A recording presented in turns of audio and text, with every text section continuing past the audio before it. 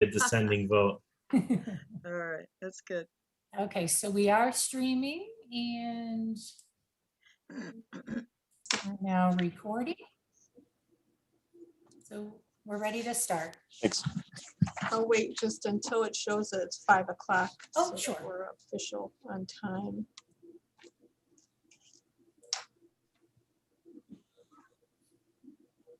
Thank you, Chris and Marie, for both being here to represent yourselves and the petition. It is now 5 o'clock, so I'm going to call to order the Zoning Board of Appeals for Wednesday, June 2nd, 2021. We have 5 members of the Zoning Board here with us today. It takes 4 votes in the affirmative to get a variance request approved. Just a couple of housekeeping items. We will have the clerk read the request. Then it is an opportunity for the petitioners to introduce themselves. Please state your name and your home address and give us any more information that would be new or in addition to what we received in the packet. Then there is an opportunity for the board members to question the petitioners. There's also an opportunity for the public to comment. At this point, I don't see anyone from the public at the meeting, but Jennifer will let us know if she has any written correspondence. So at this time, Jennifer, I will ask you to read the petition request. Notice is hereby given that the Zoning Board of Appeals of the City of Jamestown, New York will hold a public hearing on Wednesday, June 2nd, 2021 at 5 o'clock p.m. via Zoom to consider the following. The petition of Christopher Meager and Marie Carbaca, 63 Chestnut Street, Jamestown, New York, 14701 for an area variance to erect an 8-foot tall fence in the rear yard at 63 Chestnut Street on parcel 370.15-7-19 owned by Christopher Meager and Marie Carbaca in an R1 zone. Section 300-0206 fences in residential districts. The maximum fence height permitted in a rear yard is 6 feet, proposed is 8. Okay, and now again, Chris and Marie, if you would want to introduce yourselves, home address, and then tell us anything else in addition to what we got in the packet. I'm Marie Carbaca, and we live at 63 Chestnut Street in Jamestown, New York, 14701. I believe the packet is pretty thorough on what we are planning to do with this variance request. And our idea is that the lattice would serve as a point to start a garden in front of it as well, which then it would have wisteria growing up the lattice to fill in and give us a little more privacy, as well as to keep the retaining wall as a secret behind the lattice, hopefully, and give us a little more privacy back there. Okay, anything that you'd like to add, Chris? No, Marie said everything, but my name's Christopher Meager and I live at 63 Chestnut Street in Jamestown, New York. Marie said everything. I agree, and just be nice addition to the backyard. Thank you. At this point in the meeting, it's time for the members of the board to ask questions of the petitioners. And is there anything that we need to clarify? Larry, is there anything we need to clarify from the request? No, it's all straightforward. Okay. Members of the board, anyone have questions? Mr. Sorg? Good afternoon. I do have a question, Ms. Carbaca. You had stated that the secret was the retaining wall behind, and I have visited the property, and thank you, Chris, for visiting with me last week. I appreciate it. But you've lived in the house, I guess, just for the record, for 3 years now. And you stated that when you bought the home that that retaining wall wasn't in the wintertime, it wasn't covered up. You bought it with a full knowledge that the retaining wall was there. Has that retaining wall deteriorated in the last 3 years since you owned the home? I don't believe it has at this point. It's just an eyesore at this point, and I don't believe the owners behind us are the original owners. There was a lawsuit filed with the previous owners before us, at 63 Chestnut regarding the retaining wall, and I believe some metal brackets were put up to hold the wall back from behind our garage as well as behind our neighbors at 67 Chestnut. The trees that have been planted on the east side of the property, near the Selstrom's property, are those yours or are they the adjoining neighbors? They are the Sellstroms. They are the Selstroms, okay. One of the questions that we have to ask ourselves is, have you considered other alternatives? And have you considered other alternatives that wouldn't require the petition for a variance today? We have considered just planting plants that would grow in, but however, that would take many years for that, as well as if we have children one day, it's very easy for a small child to get behind the garages, and I would hate to see anyone get hurt. And I know the Sellstroms do have a small child already right now. So if he were to get out of their gated area and into our backyard, he could easily access the back of the garage and get stuck. So that was. Go ahead, I'm sorry. So that was a major consideration. If we just had something growing there, it wouldn't block that passageway in between the garages and the wall. And also we have the children tend to walk behind our house and jump off that wall. So also the fence is to keep kids from walking behind in our property. So this fence would also kind of provide a safety, maybe settle a safety issue with kids, going from school and crossing through the yards. Correct. I guess a question I guess I could maybe ask for some clarification, maybe with Mr. Scalise or Mr. Haskins, is in covering this fence or covering this retaining wall that has deteriorated, and I guess in my view would be a safety concern. And Chris had mentioned that, and Maria mentioned that it would be a safety concern for kids. At some points in that fence, it's at a 45-degree angle. In covering up that wall with a fence, are we covering up a problem that the city needs to be concerned of, knowing that it is a hazard back there? Well, even though it is at a 45, it's not necessarily a hazard. It's not imminent, to fall. So, I mean, we wouldn't look at it. I'm not sure whose wall it is. I believe it's the neighbor behind's. And I'm sure it's not going to be an inexpensive issue to repair. So, is it hiding something? Yes. I mean, we know it's there, and I'm sure that the owners of 62 will let us know when it does become a safety hazard itself. When it does move more, I'm sure we'll get a phone call and one of us inspectors will deal with the owner behind them and find a resolution to the issue. Have you visited the property, Mr. Scalise? I have not made it up, no, unfortunately. My workload this time of year is my busy season. It's kind of hard to get everything done. Could I follow up on that? Mr. Haskin, is that a legal issue? I mean, if we put a fence, and I take it it's going to be the 4 feet in from the property line, but then if that retaining wall fails or continues to deteriorate, is there going to be some kind of a legal issue for either the Meejers and Ms. Karbaka or the owner of that property at 62 Spruce? I imagine there's no legal issue until some sort of injury takes place. So up until an injury takes place, there's not really any sort of lawsuit that can arise. Any lawsuit that did arise would be between the property owners impacted. And I mean, based on what I'm hearing currently, and I haven't had any in-depth conversations outside of what I'm hearing right now, the city wouldn't really have any liability at this point in time. Okay. So any there was legal no issue.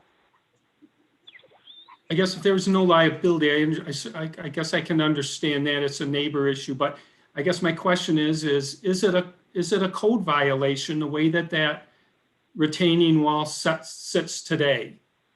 We've I dealt guess you with, don't know if you haven't visited the property, but well, we've dealt with this situation over the years, and unfortunately, yes, it's a civil matter as it stands because it's bent over the property line. But right now, until, like Ben said, until something happens where it becomes a hazard, the city's stance on it is it's just a civil matter between property owners at this present time. So just for clarification, the retaining wall is over the property line that belongs to Mr. Meager and Ms. Karbaka. And they are going to try to put a fence 4 feet in from that retaining wall, which would be further in than they need to if that retaining wall is really over the property line. And if something happens to the retaining wall, since it's over their property line, I guess I'm missing here. Who's going to be responsible for fixing that retaining wall? I mean, it doesn't, Well, in previous instances, it would be the other person, not Ms. Karbaka's, because that's where the wall originated and was intended for their use, if you will, to hold their yard up. okay. So, I mean, even though it tipped over the property line, in my opinion, it still belongs to the neighbor behind them, and they would be ultimately responsible. But I'll let Ben answer the rest of that question. Yes, at this point, I would imagine, barring some circumstance I'm unaware of, that the adjoining neighbor would be responsible for any liability that was to arise. Okay, thank you, Mr. Haskin. And the other concern I have is if you're putting in posts for a fence and you're digging those posts, is that in any way going to further cause damage to that retaining wall where it actually might then collapse more? It shouldn't. The amount of earth being disturbed is minimal. Plus, Okay. it's far enough away from the base. It should not affect anything. Okay. And I think there was a question from Mr. Sorg about the clarification for the area variance request. It is an 8-foot fence. The request is for 8 foot versus 6 foot. And I think in your application, either of you as property owners could respond to this. It's because there is a decline, I guess, in the property behind you so that it actually wouldn't be 8 feet high from their perspective. It would be more like 5 foot. Is that correct? That is correct. Okay. So you had looked at a 6-foot fence and thought that that wouldn't be adequate in terms of the privacy because of that decline from the other property? Correct. If the current owner is back near his garage or clipping any of his bushes back there, he stands taller than at least 5'5". So he would be viewing over the fence. That would be only, I believe the difference would be 3 feet on his property. So he would be 2 feet above that. Okay. So it would deny the whole idea of privacy for us. Okay. Are there other questions from members of the board? Mr. Sorg, were you complete with your questions? yes, thank you. Other questions? You did clarify for me that it is at least 4 feet in, so there is no necessity for a variance request to put it closer than the requirement for a fence. At this point, Jennifer, are there any pieces of correspondence on this particular request? I have one email in support of the project. And it reads, hello, this letter is in regards to the requested variance proposal for Christopher Meager and Marie Karbaka at 63 Chestnut Street, Jamestown, New York, for the installation of an 8-foot fence at the rear of their property. I am supportive of this variance request. The city code does not contemplate grade differences between properties when it created the simple 6-foot fence rule. Presumably, the rule was originally made to protect view sheds of adjacent neighbors and promote overall community building. While those needs exist, the rule is overly simple. The rule and determination of this variance request should consider the significant height difference between two properties. In this example, the neighbor has a deteriorating concrete wall that is around 5 feet tall, at the top of which is ground level for their property, and the bottom of which is ground level for this property. The uphill neighbor property could install, without the need for any variance, a 6-foot fence on the top of that wall at their grade, effectively creating an 11-foot wall in the backyard of 63 Chestnut, while the downhill owners of 63 Chestnut are required to obtain a variance for an 8-foot fence. This is clearly not fair and does not promote what I believe is the intent of the rule. In this case, with the proposed fence height, only 3 feet will actually be visible to the uphill neighbor. If the neighbor had a fence at the rear of their property, the owners of 63 Chestnut should be allowed to build a fence to match their fence height, which would be around 11 feet, assuming a 6-foot fence. I believe the zoning code should consider topographic concerns, and if it did, I believe it should support the reasonable request by Christopher Meager and Marie Karbaka. As a directly adjacent neighbor, I fully support their variance request.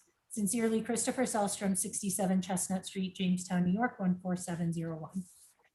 Thank you.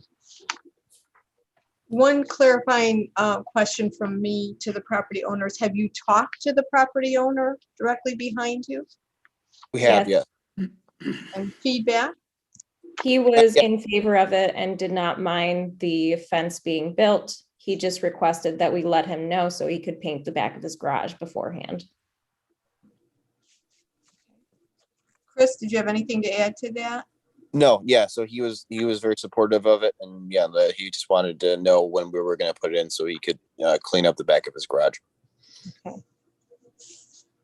All right, at this point, we don't have anyone from the public who's on the Zoom session, so it would be time for someone from the board to make a motion on this area request, an area variance at 63 Chestnut Street for an 8-foot fence in the rear of the property.